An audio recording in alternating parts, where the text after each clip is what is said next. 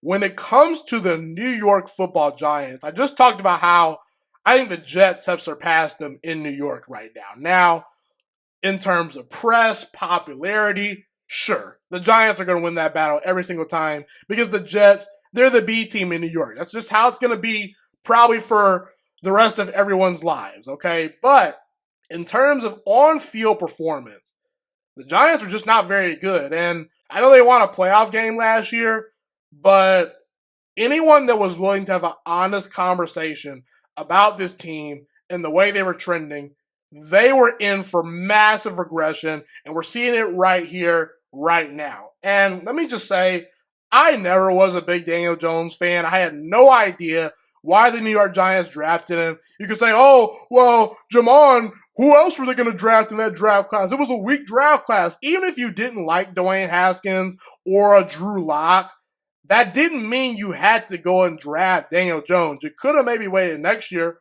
for Justin Herbert, who reportedly the Giants wanted in the first place. And Justin Herbert came back for another year at Oregon. They missed out on him. But even if I want a great car and I go to the car dealership and I don't see what I'm looking for, just because I made the 30-minute drive to this great car dealership, that doesn't mean I'm supposed to just pick out a car just because. Like, I'm going to be selective and be patient when selecting my quarterback. And I don't think the Giants ever needed to fall in love with Daniel Jones. They tricked themselves into believing this guy was going to be a great franchise quarterback one day. Hasn't been anything close. He's arguably the worst starting quarterback in the National Football League. But before I crap on Daniel Jones anymore, let me just say this. Daniel Jones has been set up to fail by the New York Giants. I don't know too many quarterbacks that will be able to overcome the dysfunction and the lack of talent on this roster. They have some good pieces on defense, but that offense, man, boy, oh boy, the offensive line, the wide receiver core, it needs a lot of work, people. And the expectations were sky high for Daniel Jones. He was booed on draft night. A lot of Giants fans deep down never believed he was going to be the successor to Eli Manning. And I just think that the expectations were way too high in the first place. The Giants put Daniel Jones in calculus when he needed to be studying basic math still. They put him in a situation where he was probably never, ever going to live up to the hype. Folks, if you know your child is not great at math and they're scheduled to take calculus, this upcoming year, get them a great tutor. Put a lot of great support around that kid, because if you don't, they're going to fail. And even if you put great support around them, they're probably just going to be a barely passing student. And you look at Daniel Jones, they've improved the coaching staff. Like, Brian Dable's a great coach, in my opinion. Maybe not great, but he's very good. He turned Daniel Jones from a failing student to a passing student. It was working a little bit. They won a playoff game with Daniel Jones. But I just think that Daniel Jones, even though he showed improvement last year, he wasn't really throwing the football down the field. It was all fugazi.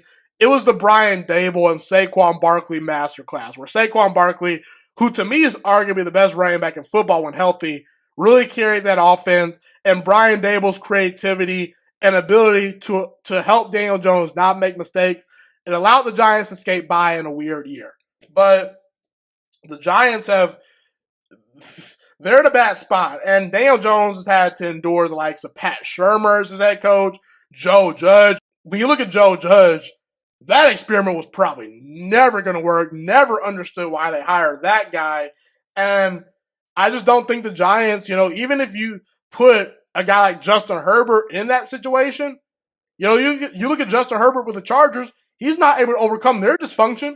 What makes you think he's going to overcome the dysfunction with the Giants? The Giants are a worse team on paper than the Chargers. So, look, all I'm saying is there's a problem with the New York Giants from top to bottom. Quarterback, front office, and the only scapegoat that I'm willing to give a pass to is Brian Dable, because I think Brian Dable has a chance to be a special NFL head coach. But Brian Dable is a 5-star chef that has been given 2-star ingredients. He cannot continue to make these 5-star meals with a limited quarterback at his disposal. And it's been a mess for the Giants, and I don't know where they go from here. And right now, today, you can argue Daniel Jones isn't even the best quarterback on his own roster.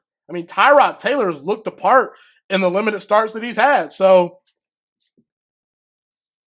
it's a mess. And I don't understand why the Giants decided to pay Daniel Jones a long-term contract. Why did they give Daniel Jones a long-term contract?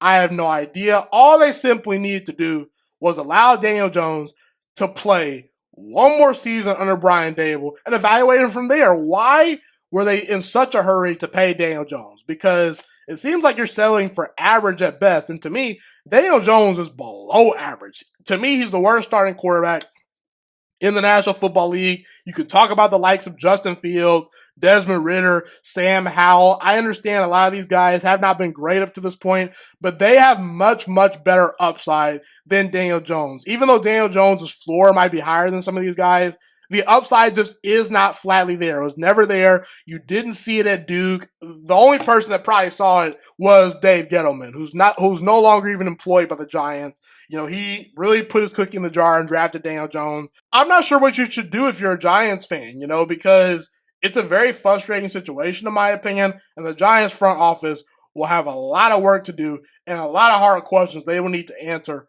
going forward.